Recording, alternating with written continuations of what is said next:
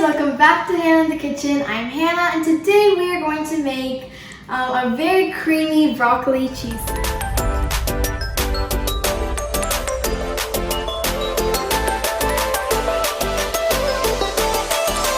The ultimate comfort food and my favorite type of soup. It comes together really fast, so let's go over the ingredients. First thing is some heavy cream, broccoli that I cut into small pieces, salt, sharp cheddar cheese, mild Parmesan cheese, chicken broth, all-purpose flour, garlic powder, pepper, and some thyme, carrots that I thinly sliced, red onion that I diced, some unsalted butter, and some Dijon mustard.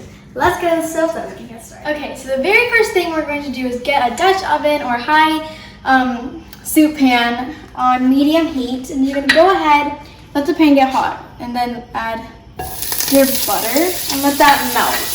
After it melts, which should happen any second now, I'm going to add my onions and my carrots, and I'm just going to let it just kind of sweat in the butter for about 5 minutes until the onions just kind of soften with the carrots as well, and then we can move on to the next step. Okay, so the onions are very well caramelized. The carrots are starting to soften, not there yet. I'm going to go ahead and add my chicken broth. Make sure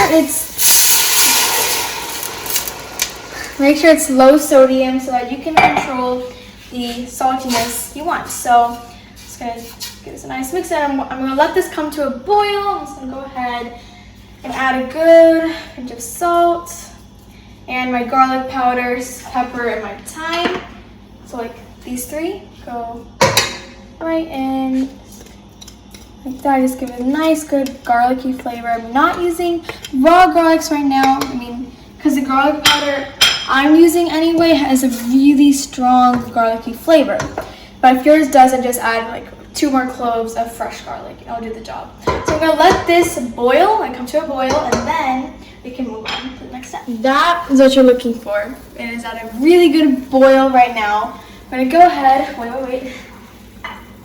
Add my broccoli. And just let that, I'm gonna turn it to low, let it come to a simmer, and just let it go and simmer and do its thing for about 10 to 12 minutes or until the broccoli starts to soften. It really just depends on the thickness of your broccoli. Mine's pretty thin, so it's gonna take about 10 minutes. Partially cover it, and then 10 to 12 minutes. My vegetables, or my broccoli, is very, very soft. It's breakable almost, but it still has its shape. You don't want it to be mushy or anything like that.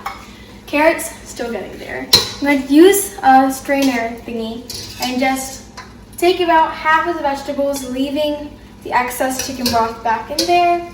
Just half of it, so I'll take just yay much. So then we can just blend the rest of it in here. We're going to blend it so that you get that creamy effect in your soup. And we're going to leave some out so that you have some texture and you have some chewiness to your soup. So you get some texture everywhere. So you can either use an immersion blender and or I'm just going to take this and put it in my blender. I'm going to let the mixture cool just for 2 minutes, put it in my blender, smooth, or until your desired consistency. So I pureed my vegetables until it's pretty smooth. You can see how smooth it is. Now, if you're using an immersion blender, it will be just like this. Perfect. But if you're putting it inside a blender, it's going to thicken up a bit. So if it does for you as well, just add a little bit of chicken broth, a little bit of water, and until you get this texture, because you're also going to add some flour. If you want it to be this texture, you don't have to put in the flour, but you want some texture. So here, have some heavy cream. I'm going to go ahead and add my all-purpose flour. All-purpose flour is your thickening agent. It's going to whisk vigorously until you have a mixture that resembles frosting almost, until you see no lumps of flour, until it's completely smooth. Just keep mixing like this, give some muscle power until you get frosting type. Go ahead and add my Dijon mustard. Dijon mustard makes a difference, okay? So please don't skip it, because it just brings your whole dish just kind of come alive, and it gives, even though we're only using a teaspoon, it just really brings alive your whole dish, which you don't want to miss up on. So It gives a nice stir. I'm gonna add this mixture back into my soup pot. That is good. Back into my soup pot, just let it thicken for about like 2 minutes or so until you don't see any of that white flour anymore. It'll change its color, so be prepared for that and just let it do its thing. It is bubbling and it is at a boil. It's perfect. Turn off the heat and just go ahead and stir in your cheese. So I'm using sharp cheddar and this mild Parmesan just to give that gooey, ooey, cheesy effect to this whole soup. And let that melt, and I'm gonna also go ahead and add my vegetables after a little while. Just let the cheese just fully melt. Go ahead and add the reserved cooking vegetables and just do everything else. Remember, the heat is off right now because you don't want to heat anything. After this, season it with salt and just serve it like that. There you have it, your broccoli cheese soup. You're gonna go put it in a bowl and then we can go ahead and do our taste test. Okay, so my soup is in its platter and we are ready to serve.